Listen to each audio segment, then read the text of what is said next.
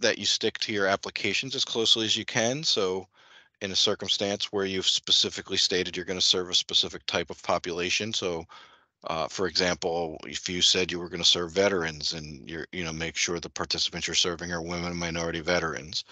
Um, that way we can try and stay on task with exactly what it was that you said you were looking to provide. Um, and, as far as some of the expectations of our program, the expectation here is with the Office of Apprenticeship is that we are working towards preparing our participants for apprenticeship programs, but it's not mandated that all of our participants in NJ Build go into apprenticeship. What is mandated is that is it 75 or 80%? I keep getting all my programs confused because things are a little bit different. Lauren, you can jump in if you have that answer for me. Uh, I believe it's 75% of your participants have to obtain an outcome, and 75% are expected to complete the training. So, with that expectation that you'll have them either entering into full-time employment, making minimally $16 per hour, or enter into a registered apprenticeship. By registered apprenticeship, I mean registered through United States Department of Labor.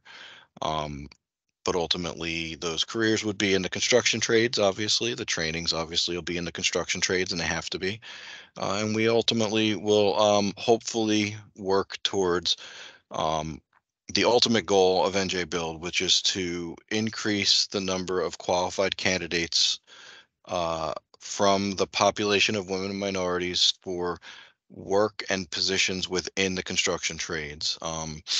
The definition of what construction trades are is a little bit confusing sometimes. So if you ever have questions or you have any concerns about whether or not the types of trainings you're looking to provide fit into those categories, always feel free to reach out to us, but please reach out to us before you start putting a lot of funding into something, and we can have those conversations out front.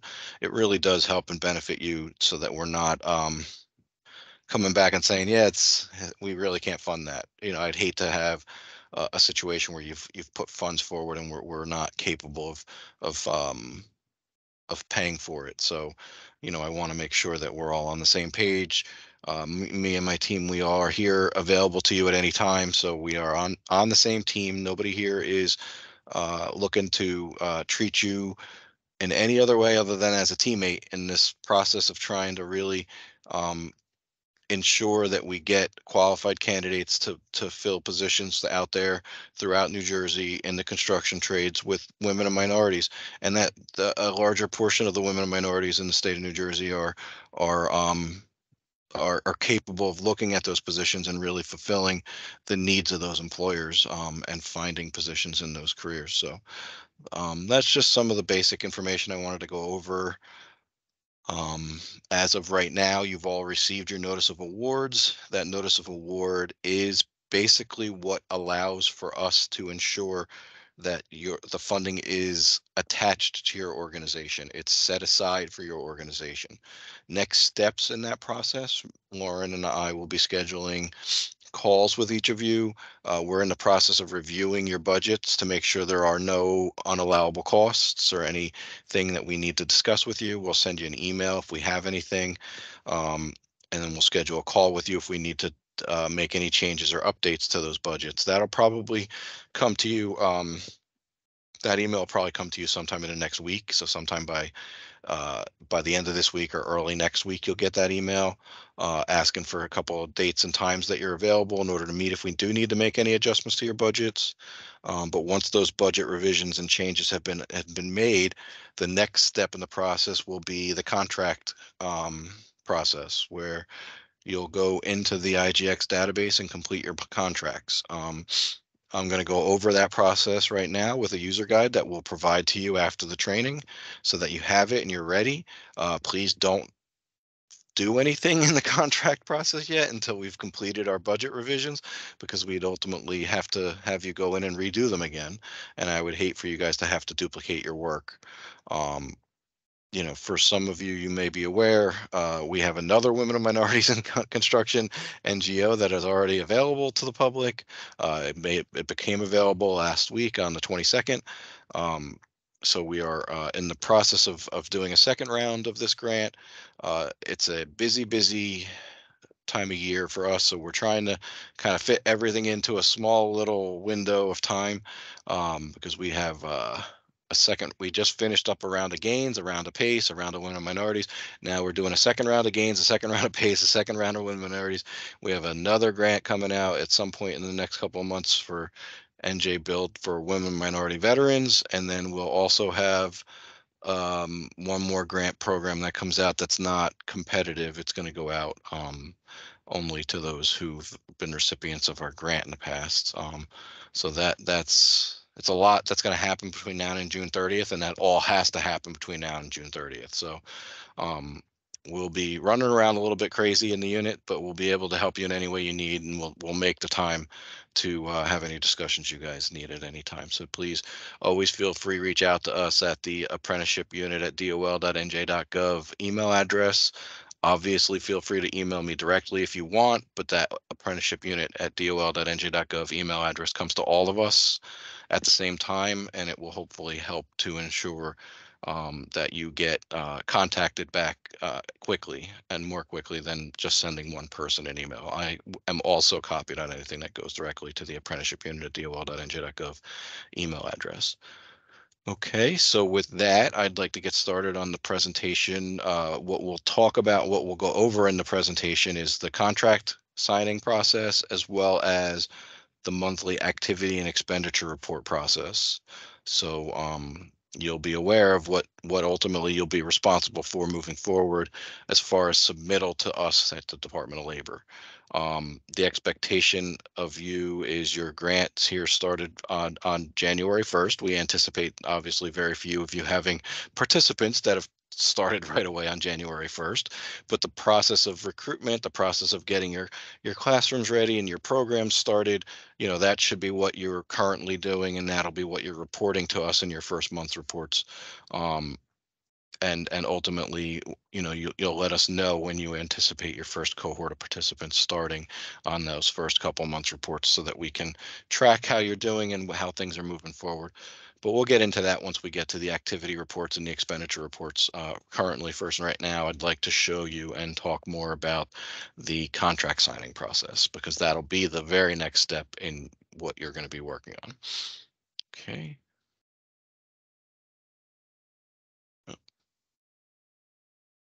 All right, so I don't really have to get into too much of this, but ultimately, uh, it's important for you to understand that the only person who's going to be eligible to sign off on the contract documents will be your authorized official. That's going to be the CEO, the chief official within your organization, who's the person who's eligible to sign off on any official documentation. Um, They'll also be listed in our IGX database as the authorized official. That's why we call it that in our spreadsheets. But that person is registered. We make sure they get registered during our application process, and at this point, that would be the person who will sign off on the contracts. It's also the person you designate as the CEO on your applicant information page within your applications that you submitted to us. So first steps for our situation here is that obviously everybody should be registered at this point. We've gone through that process with the application. But if there's a need for a registration, you would register by clicking on new user at this login website, and complete the new user. And then you'd have to email us at the apprenticeship unit at dol.nj.gov and let us know that that person needs to be added to your organization and to your application. We can do that. It's just without knowing to look for them, we wouldn't do that. But in the cases where, with most of you, you'll already be registered, the web address for our IGX database is the same as it was for the application, njdol.intelligrants.com, as you see at the bottom. Once you're there, you'll log in with the username and password that you used in order to gain access. If for some reason you forgot your password, I know it happens. There is a forgot password here. I will say that you can also email us at the unit and we can try and work with you to get that password reset real quick. Um, but in the end, you'll log in here. Once you enter your username and password, you click the login button, and it'll bring you into your dashboard. Once you're at your dashboard, you'll, in some cases, have your application right there in My Tasks. In your cases right now, because of some things that we'll have to be working on, it might not be there. I believe it's there right this second, but once we start making some changes to your budgets, we'll have to move it into statuses where we have to make so that we can make changes. But we'll put it back into a status where it'll be in your My Tasks right after that. If for some reason it's not there, you'll use that searches button at the top. And once you click searches, the top thing should be recent documents. You can click on that and you'll find your application. If you don't have it in your recent documents for some reason, you can go to My Documents and you can search through it in My Documents. But I promise you, most of the time it'll be in your My Tasks and you won't have to be concerned with that. We're also actually working on a process where My Documents will be added to your dashboard so that you won't ever have to search for it. You can just go down to My Documents and it'll be right there. That'll hopefully be added in the next couple of months in the IGX database, but we're working on getting that completed. But initially, when you're going in to sign off on your contract, you'll find it in My Tasks. You'll click on the hyperlink under name, and that'll bring you into your application. Once you're at your application, sorry, I'm trying to add this person that just joined us. Once you're in your application, on the left-hand side in blue, you're going to scroll down to the section called Contract. Initially, you'll see the application information at the top, so all that stuff that you submitted in order to get this grant. But you'll scroll down and you'll find a section that has headed with Contract with a few pages listed underneath it. The first page that you're going to check and save will be your contract summary page. Once you click on the contract summary,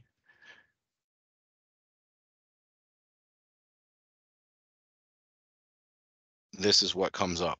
It'll look something like this. It'll ultimately have your organization's information on it, but you'll check this page and you'll click save. That's all you'll have to do. There's nothing on this page that you need to update or change. You're just verifying that everything on this page looks accurate to you, and then save the page. The federal and state funding sheet is something that we complete. You do not need to touch it. You do not need to go to it. You will not have a save button there. It's something that we do in order to designate what funding stream is used from the department for your grant.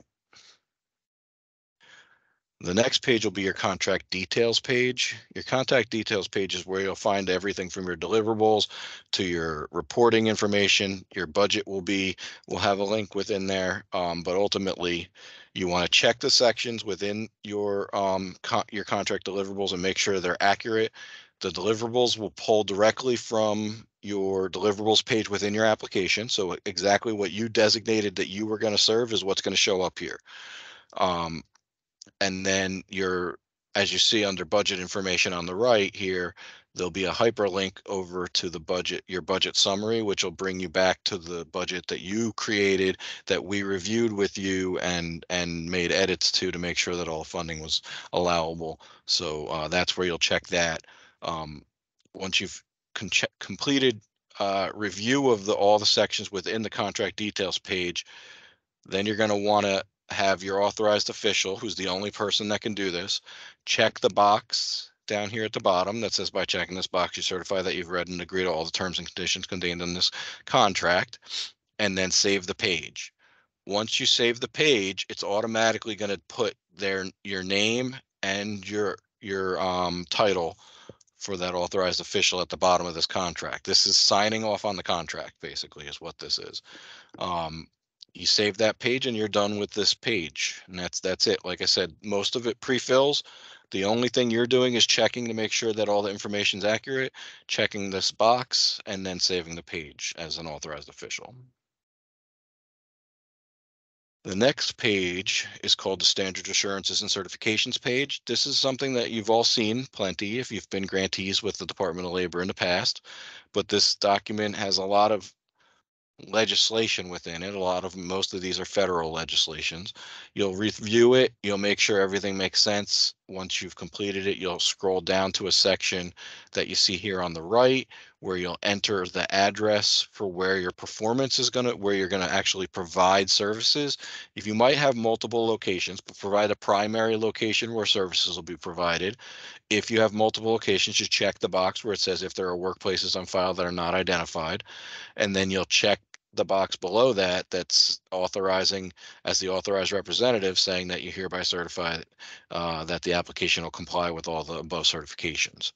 Once you've done those things, you save this page. It will automatically populate with the name of the authorized official and their title again and a date that the signature has been added to this page. And you've completed the standards assurances page. There's nothing else that you need to do. The final page or document that has to be completed is our general provisions. General provisions, once again, just like with the standards assurances, a lot of you have already seen these types of documents. They don't get updated all that often, but sometimes when a state or federal piece of legislation gets passed or changes, then we'll have some updates to this. This hasn't been updated in many years at this point, but ultimately you'll review through the general provisions. There's many pages to the document. Once you've reviewed all the information within this general provisions, you'll check the box at the bottom as the duly authorized representative of the organization, and then to certifying that all the information within the general provisions is that you're going to comply with all of them. Once you've checked that box, click save. It'll add your name and title and the date, and you'll be done with this document as well.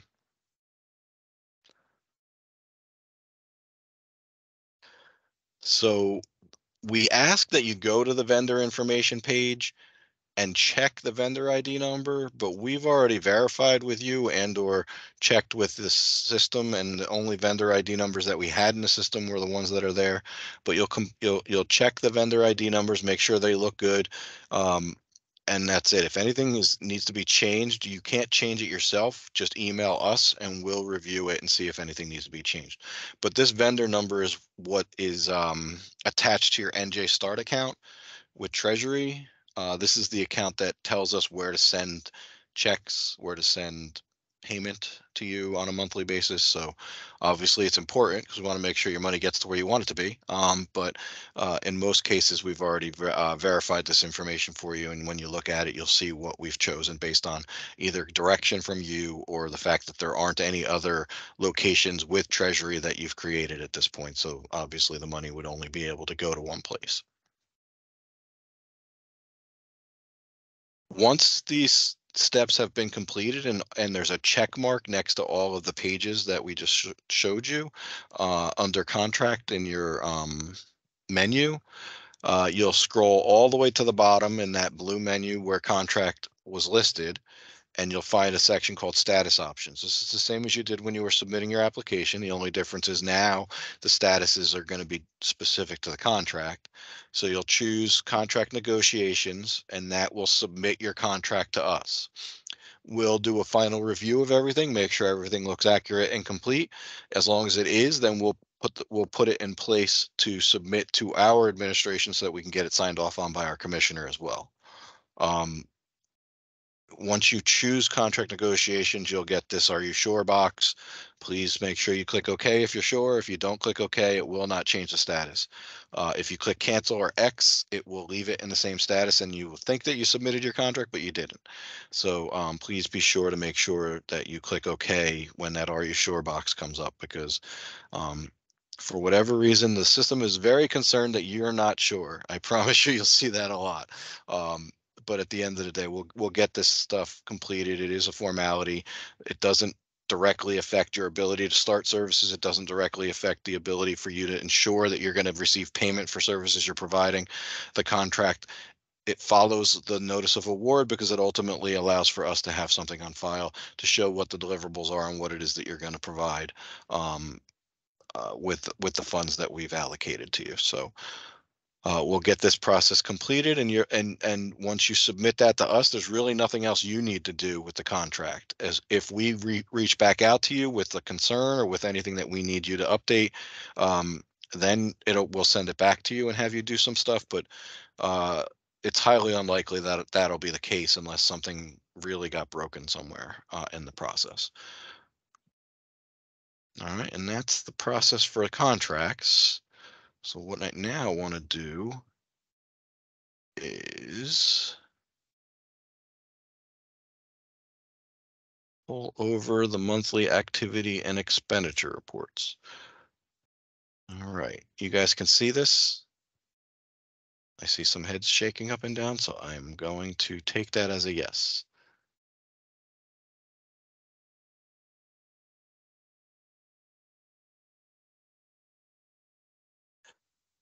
Okay, so before I get started with these slides, I guess I'll open it up. Does anybody have any questions in reference to um, the contract process, what we discussed about in the contract section? I don't want to get too far ahead of ourselves, but ultimately just know that that process will be your next step.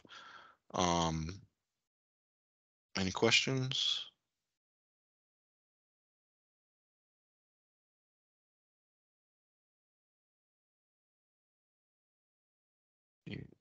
I unfortunately can't see your faces anymore, so okay, now I can. Sorry. All right, I don't see anything in the chat as far as questions, so I'm gonna take that as everybody's good and ready to go.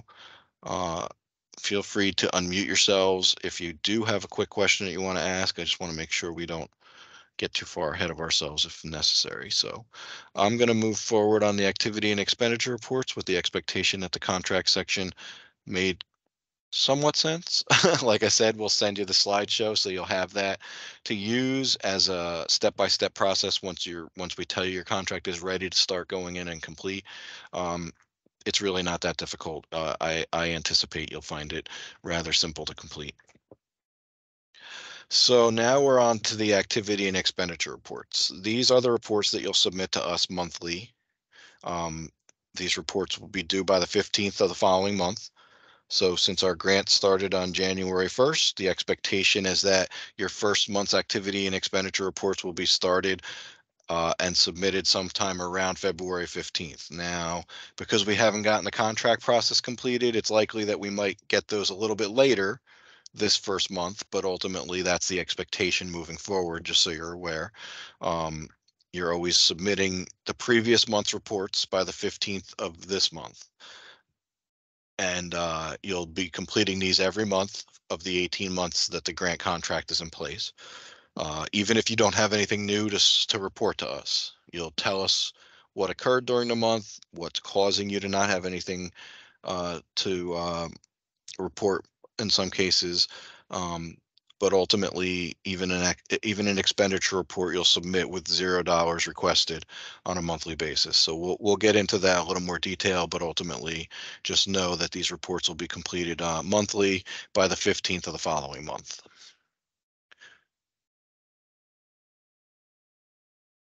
And that's what this says. So I should have moved my page. So same as we had in our previous slideshow, the first thing that you'll do is you'll go to the njdol.intelligrants.com web address and you'll log in with your username and password. Once you've entered, you'll find um, your application in My Tasks. Sometimes if your contract hasn't been signed by us, it might not be in My Tasks, so you'll have to do a search to find it. Um, I'm hoping to be able, once you get your contract signed and submitted to us, get your contracts back to you quickly. But it all depends on how fast our administration's here moving with this type of stuff. And sometimes that's not as timely as I would hope it would be. But we'll work as quickly as we can to get them back to you. Um, but ultimately, just know that you should be able to find it in My Tasks on most months. And if not, then you'll use the searches button at the top. You can either click on recent documents and it'll show you your application, or you can go to My Documents, do the drop down under type and choose NJ Build application. This is actually NJ Build. It would be Women and Minorities in Construction application for 2024. You'll choose that in the drop down, and it'll pull up the document that you created that's this year's application, and then you'll just click on the hyperlink under name. The best way for you to make sure you're in the right place is you'll see the type will list it as Women and Minorities in Construction Application 2024, and the fiscal year will say 2024. We use this same PowerPoint for all fiscal years. Once you click on the document and it brings you into the application, you'll see that you're at your application menu, your document landing page for your application. You'll scroll all the way down to the bottom in the blue menu on the left, and you'll find what's called related documents.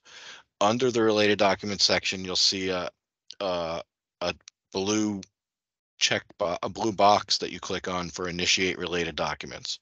When you click on initiate related documents, this box will come up. You won't have to put anything in the top two boxes. You'll click on the drop down under available documents and you'll find the activity report. We're doing activity reports right now that is listed specifically for the month that you're trying to complete. So for you, you'll find your January 2024 activity report and you'll open it. Once you click that, it'll fill the box with it and you'll hit create. When you click create, it creates a January activity report, and that'll be where you'll start with the process of completing your activity report for January.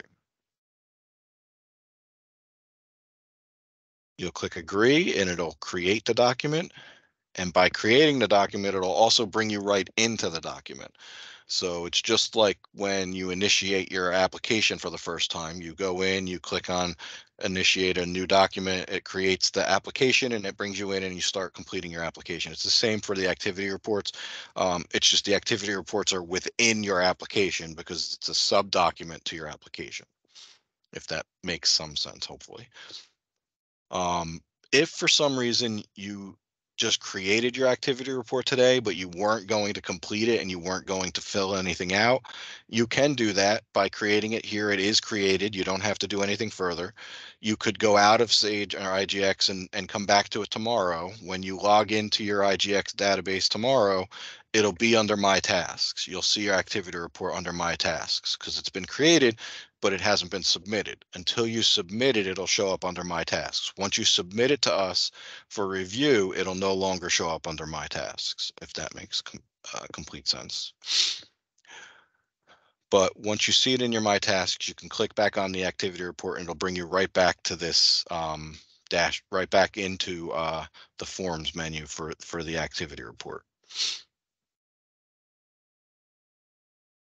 So you click back on the document, or once you create it, you'll land at this document landing page. It'll be a first place you land. It's just general information about the activity report that you just started. You'll click on participant list. That's the first page that you're going to check and enter any information. If you don't have any participants, you don't need to enter any information here. Don't go to the page and save it if you don't have any participants yet, because it's not necessary. Leave it blank and you'll know it's blank because there'll be a blank box next to it with nothing in it. Okay. If you have participants that you've added to your program during the month, you'll click on the participant list and you'll add your participants. This is what the participant list page looks like. You can name the page. So if you have a specific cohort, you want to name it, you can name the cohort. Or you can, if it's a specific location where you're providing the training, you can enter that. You can name it anything you want. You don't have to name it, but you can. You'll enter the information about your participant here. And then if you have additional participants to enter, you'll click the plus sign that you see in the top right hand corner on this page. If you don't have any additional participants to add, you just click save and it will save the page. Okay. Only click the add button at the top if you need to add another page to add a different participants. The only reason you would do that is if the page no longer gave you a plus sign because you've added too many participants on the page already, or if you wanted to create a separate page for locations for the training, or you wanted to name the separate page as something different. You don't have to add a new page every time you're adding a participant. The plus sign adds a new participant to the page. Hopefully that's clear. All the information on this page is required except for the AOSOS number. You do not have to provide us with the AOSOS number. That is a number that directly correlates to our one-stop system, And if they were registered with the one stop, they would have an AOSOS number. It allows us to look up their registration with the one stop and look and see and make sure all their data is up to date there as well. But all the rest of these fields are automatically required. And if you save the page without adding that information, it will come back with an error telling you that there's some information missing. You'll notice the unique ID number section is blank. That's because it auto populates once you click save. Once you've completed entering all of your participants, you make sure you save the page. If you hit the save button too many times, it's not going to hurt. So please use that save as much as you can. And once you've completed, then you can move on to the next page in the activity report, which is your quality partner page. Your quality partner page is where you're going to list any employers, whether they're apprenticeship or not programs, or your registered apprenticeship programs. There's a drop down under quality partner type. You'll choose the type of quality partner this is, and then provide us with all the information on who that quality partner is. The only field here that's not mandatory is the FEIN number. Everything else is a mandatory field on this page. If you have more than one quality partner, then you'll hit the plus sign and you'll add them. The reason you need to provide us with this information is you're going to have a placement page for each participant. That's going to be the next page I show you. But within that placement page, you'll list who you've placed these individuals with, whether it be with an employer or into a registered apprenticeship program. And it references back to this page to see who the quality partner is. All right, so now you'll see at the participant list page has been completed and there's a check mark next to it. If you were to hover over participant list, it would show you all of the partners here, all the participants here. Um, you'll also notice the quality employer or apprenticeship page. They automatically get created. They automatically get created based on the participant lists that you created. Okay, so as soon as you create a participant on the participant list, it automatically is going to create a quality employer or apprenticeship page for each one of those participants. This way, you're not required to go in and do that. In past previous systems that we used for this database, for this report, you had to go in and create a placement page for each one of these individuals. The system now creates it for you. Um, You'll see that little arrow next to it. You'll hover over that and all the names of the participants will come up. If you have any new information for the participant, you'll open that page and enter any information. But I'll show you what kind of information we capture on the placement quality employer or apprenticeship page right now. So you'll see that it automatically populates with the participant name and the unique ID for the participant. If you have you'll click the drop down for participant progress and provide us with the progress of the participant. It's usually satisfactory or unsatisfactory. You'll provide us with the program enrollment date, and you will not provide us with the program completion date until they've completed. If they haven't completed the program, there's no need to tell me that they're going to complete on X date. We just need to know when. Once they've completed, then you'll enter the program completion date. 30-day retention will be only entered after they've completed the program. So it's 30 days after they've completed the training and 60 days after they've completed the training and had placement. So it's retention at their placement, not retention at their training program. So it's 30 days post getting a job that they've retained their job and 60 days post getting a job that they retain their job. You would only choose an exit reason if for some reason the person no longer was participating in the program and they had withdrawn from the program. You'll click on exit reason and you'll choose withdrawal or whatever their reasoning is. There's a couple of options there. But ultimately, by choosing exit reason, what you're telling us is the person is no longer participating in your program and has exited your program without completing anything. So basically means that they were unsuccessful in the program. The quality partner information. This is what I was talking about when I said you have to, references back to the quality partner page. Under type of quality outcome, you'll choose whether it's employment at $16 or more an hour or a registered apprenticeship or whatever that outcome might be. And it'll automatically create a drop down menu under quality employer or apprenticeship. And you'll choose the employer from that quality partner page that's listed here. Once you choose that employer, um, then you'll enter the NAICS code for the industry, trade occupation, previously hourly wage, and their new starting hourly wage. If it's not that, if their outcome isn't that they received a job, you may not be providing some of this information to us. You provide us information based on what the outcome is. So same for status of apprenticeship with USDOL. If they don't enter an apprenticeship program, you won't enter any information in this box. Same for date of apprenticeship enrollment. You won't enter any information in that box if they don't enter into an apprenticeship. If they do enter in an apprenticeship, then you'll provide that detail.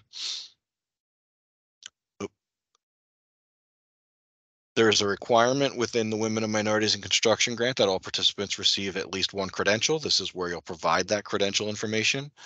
You'll type in the type of credential that was received, the number of hours of training that was received in order to complete the certification, and the date that the credential was received. If they receive more than one credential, you'll click the plus sign and add additional credentials below it. Same with valuable documents. If any of your participants receive any valuable documents, like you help them obtain their driver's license or something like that, or you know, you would provide us with the details of what it is that the participants were able to obtain due to the fact that they were a part of your program. You can add multiples here again. So if you have additionals, you just click the plus sign and you enter in the additionals. Um, Please make sure that you're saving this page throughout. You don't have to wait until you're done to click save. You can click save multiple times while on the page. Um, but please make sure that you save the page throughout, and that you make sure you save the page at the end before you move on to the next participant. You'll do this for every one of your participants if any information is needed to be provided. Initially, when you first add your participants, you'll probably only put in their progress and their program enrollment date. You'll enter in the rest of the information as time goes on, and as the program proceeds with your participants, um, and outcomes start to occur with those participants. Some of you have budgeted to provide stipends to your participants.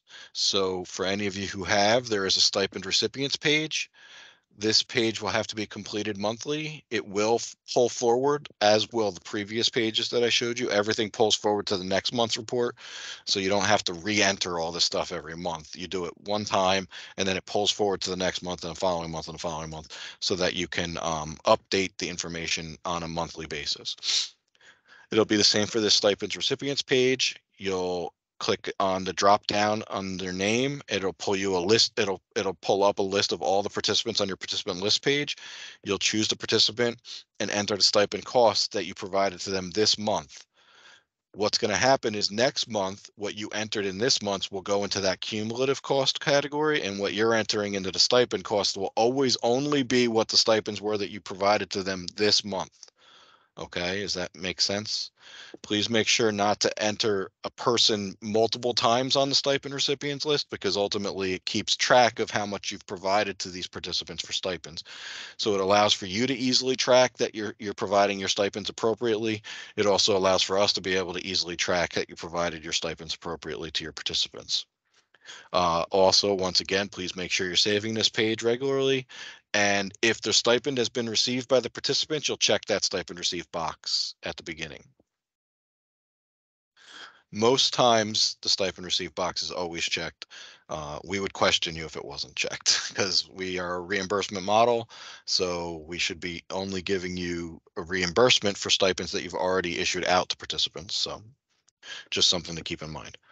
But ultimately, you'll complete this page monthly based on the stipends that you provided that month. And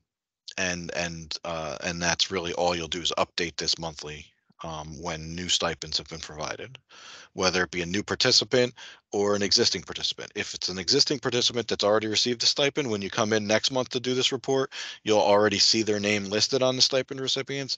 If they're new and they've never received a stipend before, you'll click the plus sign and you'll add them to this page. Once again, always click save when you're done. The next page that needs to be completed is your dashboard. What you'll initially provide us with is your grant project director, who is the person who oversees and has oversight of all aspects of your grant.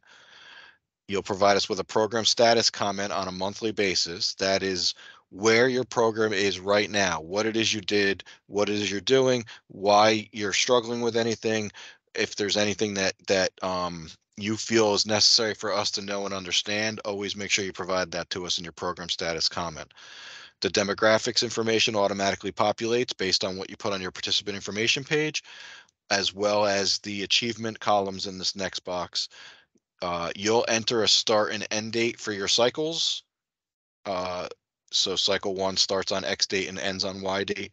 And then you'll want to make sure in your comments section for the cycles you provide us with what's in red here. So you must include the course name, description of the course, and an update to the activities that were received during the reporting month.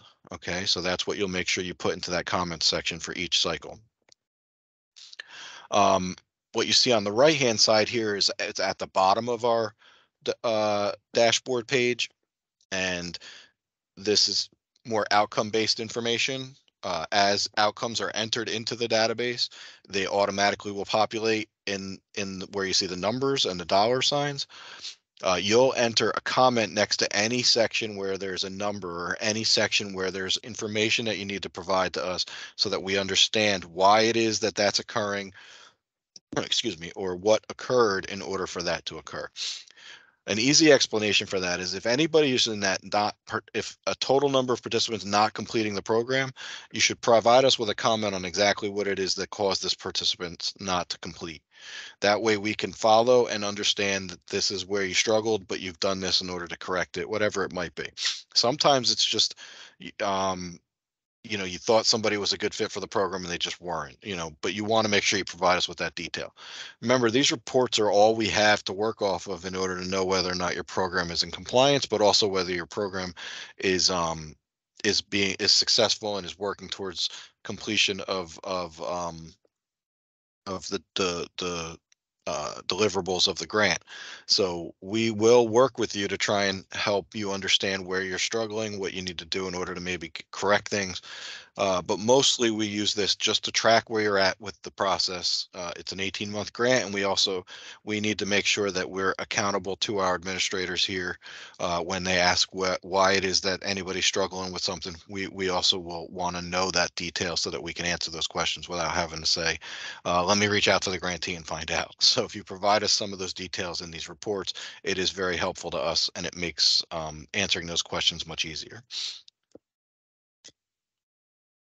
If for some reason when you look at the data that's pre-populated on any of these sections and you say that's not right, I know that's not right because I entered the participants in and I entered the placement information in, reach out to us and we'll look into it. Sometimes there are database issues. If there are, we'll make sure they get corrected with our vendor who oversees the IGX database for us, and we'll get those corrected as timely as we can. Once you've completed the dashboard page and saved it, you've basically completed everything you need to do for your activity report. So you'll scroll down in the blue menu and find the tools section and click on document validation. You did this during the application process as well, but ultimately what this does is validates that all the documents that you needed to complete were completed and that they have no errors on them. If for some reason there was an error on a page, usually you'll see an exclamation point in that box that's next to the name of the page. But if not, when you click on this document validation, it will tell you if there's an error, and you can click on the actual form name and it'll bring you back to it so that you can correct the errors. Um, Once you've corrected the errors, come back here, do another document validation, and nothing should show up here, and then you can move on to the next step. The next step is the final step, which is the submittal of your activity report. You'll scroll down to status options. That's something you'll get very used to using in our database, because that's how you submit things to us. That's how you complete things when you've finished doing something. You'll scroll down to the status options on the menu and you'll choose activity report submitted. Once you do, it'll ask you if you're sure. You'll click OK because you won't want to do this anymore and you'll be tired of looking at this report. and then that'll submit it to us for review. If for some reason at this point you said, "Oh crap, I forgot, I wanted to go back and do this," you can click cancel and go back and do what you need to do. Then just follow the process again and go back to status options, click on application, activity report submitted, and click OK.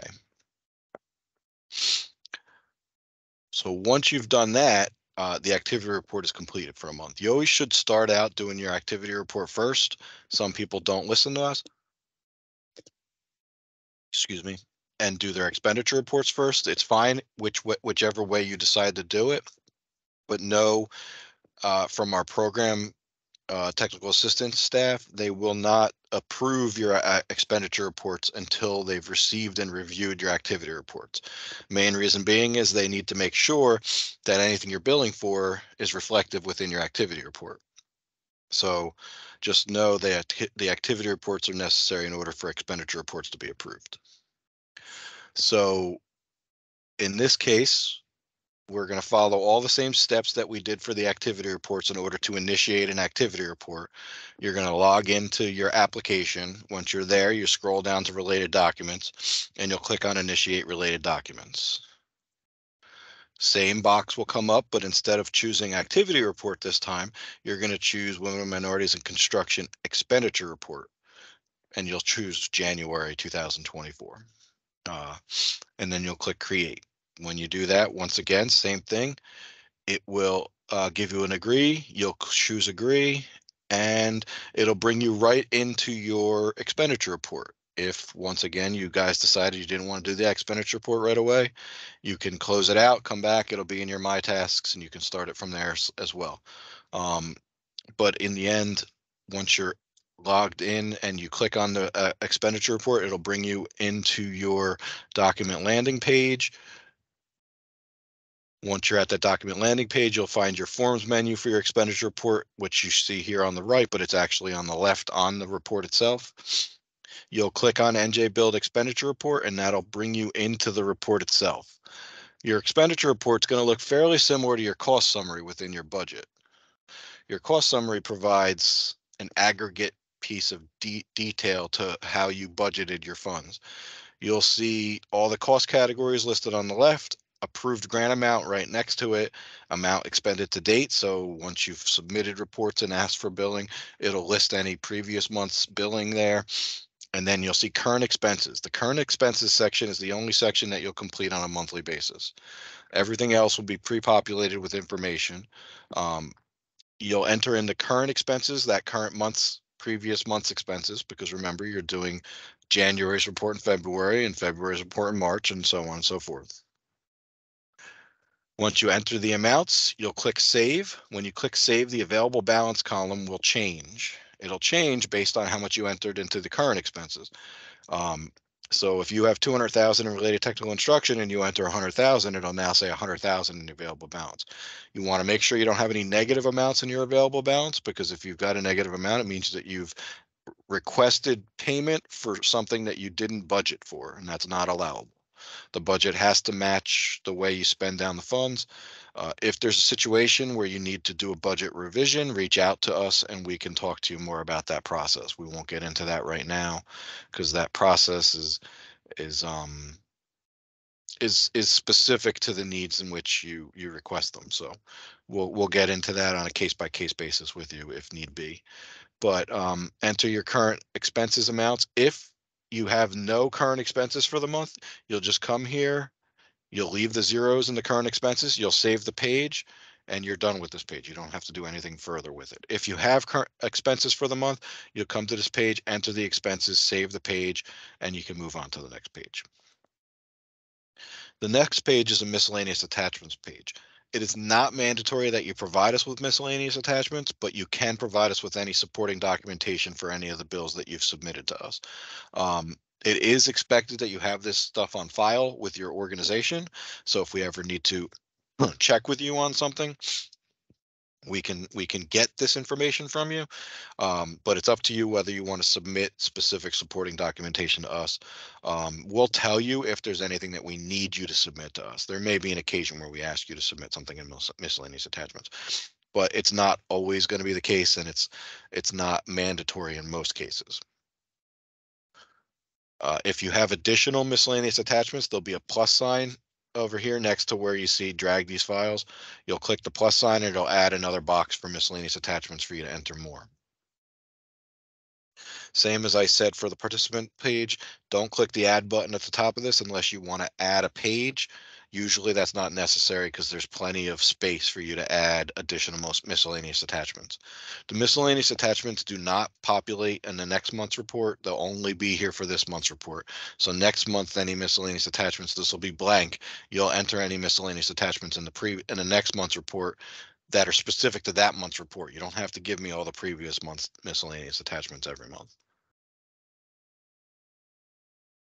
When you've completed entering all the miscellaneous attachments you want to submit and providing us with a description of what that is, you'll click the save button and you'll move on to the next step. The next step is a payment voucher. The payment voucher is going to pre-populate with information right off of what you just entered on your expenditure report. Basically just designates how much money you're requesting, and then you'll check that box for under payee declarations, checking that you certify that the payment voucher is correct and it's in and that the information um, is what you've already provided and that you for services provided and rendered, and that this is the funding that you're asking for. Once you've done that, you can enter a description of the item at the bottom. You do not have to. It doesn't populate anywhere, so it's really just for your own sake. But ultimately, you can enter a description at the bottom. But by checking that box, you're just certifying that the amount's correct. That's what you entered on the expenditure report. You'll save this page, and you're done with the payment voucher. Just for clarification purposes, I know when we did the contract section, I told you that had to be done by the authorized official. The monthly activity and expenditure reports, excuse me, can be started by either an authorized official or an agency administrator. They can't be started by what we call agency staff. That's the three roles that exist in IGX. There's authorized official, which is like the CEO, agency administrator, which is anybody who you allow to start reports, submit reports, do any type of reporting like that. And then there's agency staff, who are people who you let complete data on things, but they're not allowed to actually submit anything or start anything.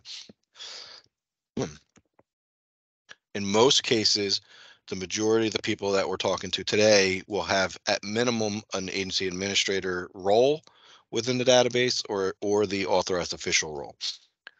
Either of those roles can start these reports, can submit these reports. The only thing that the authorized official is the only person that can touch, and the only person that can save and submit, is the contract section of our documents that we went over today. All right, so that's the payment voucher. The final process here in submitting expenditures is the status options. As I've said and everything else, you scroll down on the menu on the left-hand side within your expenditure report. You'll find status options. You'll choose expenditure report submitted, review required. That will submit this report to your program staff person here at the Department of Labor. They will review it, and if they have any questions or any edits that are necessary, they'll reach out to you individually. If not, they'll approve it, and it'll come to me for final review and approval so that we can get payment made to you by our fiscal department. Okay, same thing here. Once you've changed that status, you'll click the OK button on the I agree page. And both of your reports are now submitted for the month. You're all finished up and you can now start preparing and working on next month's report. So much fun, I know. I know this sounds repetitive and it sounds like a lot of work. Initially, it is the first month that you're doing a lot of this stuff. It does take a little bit of time. As the months go on, though, it's really just updating the previous month's data. So it's not as time consuming as it seems. I've probably spent more time filibustering and talking about it here than you'll spend actually doing it. You should be collecting this data anyway and have this data ready and prepared to provide to us, because ultimately you're tracking your participants as they go through your program, and you want to make sure that they're successful just like we do. So this process, although it does take some time, and it is a part of the requirements of the grant, and it is something that ultimately we don't have the ability to say, yeah, no, don't worry about it, it's not a big deal. Unfortunately, it is a big deal. Um, So this is the way we track the reports, track the programs to make sure they're successful, and we'll do everything in our power to assist you in any way, shape, or form when you guys have questions or concerns. So with all of that in mind, first thing I'd like to do is make sure that I introduce my team a little bit, because I didn't do that initially, and I should have. So James Manning, who's not with us, he's assistant director over the Office of Apprenticeship and Work-Based Learning. My name is Bill Sarbuck. I'm the supervisor of the contracts and programs area within the Office of Apprenticeship. Lauren Kremper DiFilippo, who will be your technical assistant here on this NJ Build grant currently. She is been involved in NJ Build for many, many years, and a good uh, um, contact for any of you if you have any questions or need any assistance with anything. She'll be the one who reviews your monthly reports currently, and she'll be reaching out to you with any questions, and also with the emails in reference to the budget revisions that might need to be done here in the next week or so. And finally, I have two other staff. One, Al Nixon, who's with us here today. Al oversees some of our other grants, but Al's been with us since what is it, last July, Al? So Al's been with us for a little bit here. He's fairly new to NJ Build, but he's been working on some of our other apprenticeship programs, specifically our YTTW Grant and Gains grant. Um, and Al's here and a part of the apprenticeship unit. And then we have one final staff member, Tammy Novitin, who has been with the Office of Apprenticeship basically since it started. She's out right now on maternity leave, so she's not going to be here to assist you with anything currently, but she is a part of the team and an important part of the team. So I wanted to share that information with you. Um, if at any time you guys have questions, needs, concerns, always feel free to email us. Every one of the people I just named to you, other than Jim Manning, will be contacted if you email the apprenticeship unit at dol.nj.gov. Lauren will enter that email into the chat right now in case anybody needs it ever. But ultimately, it's the same email address that you had to notify us with your letter of intent when you were applying. So you should be fairly familiar with it. On that note, I think I will open it up for comments, questions, um, concerns, anything that you guys might have.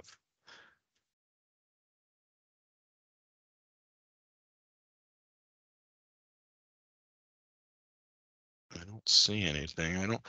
We don't have any questions in the chat. I know I didn't do a perfect job of presenting this information because, well, nobody's perfect. But ultimately, we will send to you the user guides that we just went over. You'll have them. You can use them as much as you want. Nobody knows that you're using them, so don't be embarrassed if you're using them every month for the entire 18 months. Secondarily, don't be embarrassed to reach out to us for any questions or any needs, any help that you need at any time. That's what we're here for. As I said, we're all a team in this process, and that's the way we'll work through this process. We'll be here to help you in any way you need, and we ask that you reach out to us and keep us informed, involved, and able to help you in any way, shape, or form as we work through the process of completing these 18-month programs. So I saw something come into the chat, so I want to make sure I answer that. So we have to sign contracts prior to entering participant list and expenses, correct? Yes. We don't want to have you start your reports until we've approved your budget completely. It just makes sense that way, in my opinion. Worst case scenario, I'll have you do a 2-month report instead of having you do a January report.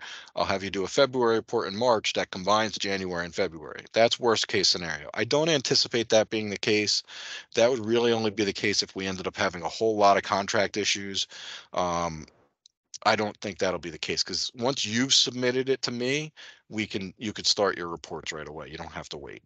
It's more Okay. about you getting your side done. Okay, so Because after the contracts, then we will move forward. exactly, Okay, and great. we'll let you know once we get the contracts. we'll review it right away. As long as everything Okay. looks good, then we'll just shoot you an email with the user guides that we just went over and Okay. say, please get started on completing your Okay. activity We'll and just expenditure keep reports. everything backlogged until the time comes in. Exactly. I usually suggest to just have an Excel spreadsheet initially. Sometimes they're easier to even have all long term even, and then you just work off of that Yeah. Excel spreadsheet to enter the information into the reports. It really depends on what your comfort levels are, and what other databases you're already using. I know some like Camden County College, you guys might be using something that's internal to Camden County College that might make more sense for you. Same for Mid-Atlantic. I know you guys have been doing programs for many, many years. Apex has been a grantee of ours for a long time, so they're pretty familiar with this. Um, so anything that is works best for you, feel free to use it. I'm never going to tell you that that's not the right way to do it. You do what's right for you in order to be able to enter this information. We can get you these user guides at any time. I'm going to hold off on sending you the activity and expenditure reports right away, but if you want them ahead of time, let me know. That way, if you need to create a spreadsheet or something from them, you'll have the information. You let me know. You just email me and Lauren, and we'll make sure we get it to you. Okay, perfect. Thank you. No problem. Um, any other questions, concerns?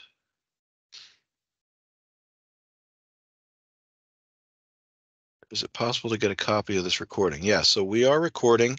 I will what so Teams is a little weird. You guys probably don't know this, but we use Teams for so many things within our department now that when we record these videos, we can't just share a copy of the Teams recording because ultimately you have to be a part of the team in order to see the recording. So what we do is I share this information with somebody in our IT department here at the department. They create a YouTube video out of it, and then I'll share with you the YouTube video. So yes, I'll get that out to you as soon as they tell me that it's completed, and then you can re-watch this and bore yourselves to death over and over again as much as you would like. Any other questions? And please feel free to share any of this information with anybody else on your team. It's not specific to just you. Just because you were the ones who attended, you can share the video with whoever you'd like, share the slides with whoever you'd like. I don't have any. There's no rules in this. This is not lunch in high school. You're allowed to do what you'd like with the documents that we provide you. Ultimately, feel free to share it any way you need to. Anything else? All right, so I got you guys back 24 minutes of your life. Um, like I said, we'll get the recording internally here ready to be able to send out to you. I'll send that out to you as soon as I can. We'll get out the contract information once we have our calls with you. So initially, you're not going to receive anything from us from this meeting.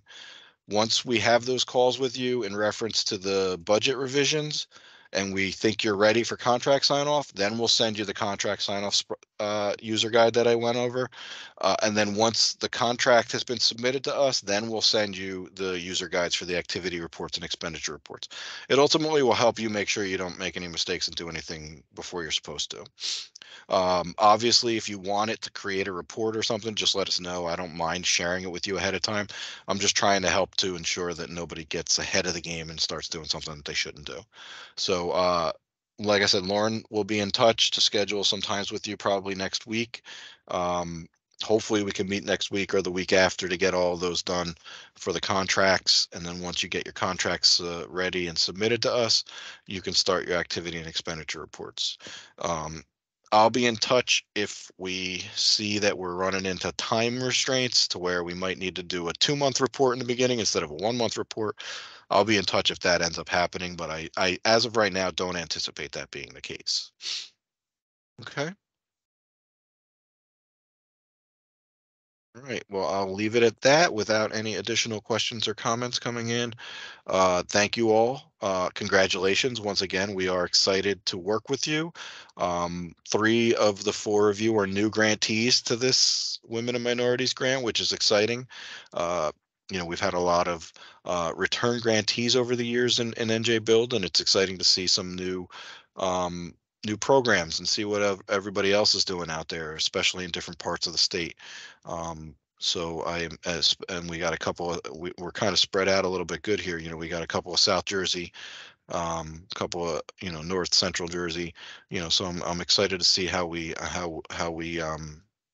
come out of this and how successful we can be, because I think that NJ Build is a program that really needs to start showing its successes and showing how we can get these women and minorities placed into these positions and working.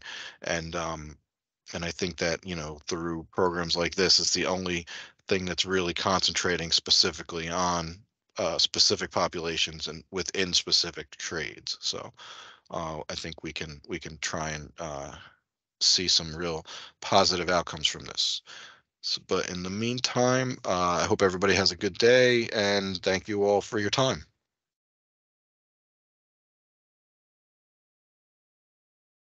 Take care. Thank you.